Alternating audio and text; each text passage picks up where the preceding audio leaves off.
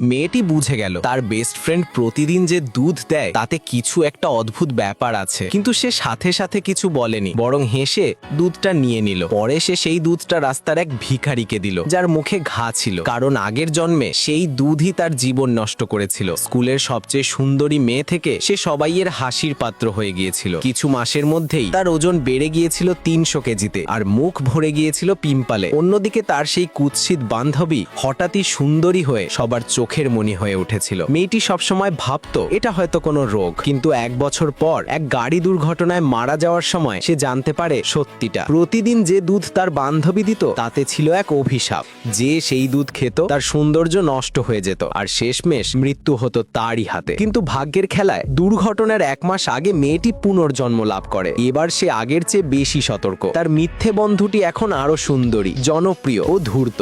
প্রতিদিন সদয় মুখ করে সে দুধ দিত, আর ক্লাসমেটরা তার প্রশংসা করত। অন্যদিকে মেয়েটিকে সবাই অপমান করত, মোটা বলে হাসত। অবশেষে মেয়েটি এক পরিকল্পনা করে। সে বলে যে সে ডায়েটে আছে, তাই দুধ খেতে পারবে না। তখন বন্ধুটি নাটক করে কাঁদতে থাকে, বলে এই দুধটা শুধু তোমার জন্য বানিয়েছি, তুমি না খেলে নষ্ট হয়ে যাবে। ঠিক তখনই স্কুলের সবচেয়ে হ্যান্ডসাম ছেলে আসে বিউটি কন্টেস্টের জন্য। সবাই সেই সুন্দরী মেয়েটিকে, অর্থাৎ অভিশপ্ত দুধওয়ালি বন্ধুকে সামনে পাঠিয়ে দেয়, কিন্তু সেই ছেলেটি খুঁজছিল পুরনো সুন্দরী মেয়েটিকেই। যখন সে মোটা আর মুখে দাগওয়ালা অবস্থায় তাকে দেখে, সে হতবাক হয়ে কিছু না বলেই চলে যায়। এরপর ভুয়া বান্ধবী আয়নায় নিজেকে দেখে, কিন্তু যতই সুন্দর হোক তার মন ভরে না। সে আবার বলে ওঠে দুধ খেতে ভুলবে না যেন। মেয়েটি বিভ্রান্ত, কি করবে বুঝতে পারছিল না। ঠিক তখনই সে দেখে রাস্তায় এক ভিখারি কচরা তুলছে। তার মাথায় একটা আইডিয়া আসে। সে রুটি কেনার অজুহাতে বাইরে যায় আর চুপি চুপি সেই দুধ ভিখারিকে দিয়ে দেয়। ভিখারি কৃতজ্ঞ হয়ে এক চুমুকে দুধটা খেয়ে ফেলে। কিছুক্ষণ পর মেয়েটি অনুভব করে তার মুখে চুলকানি হচ্ছে।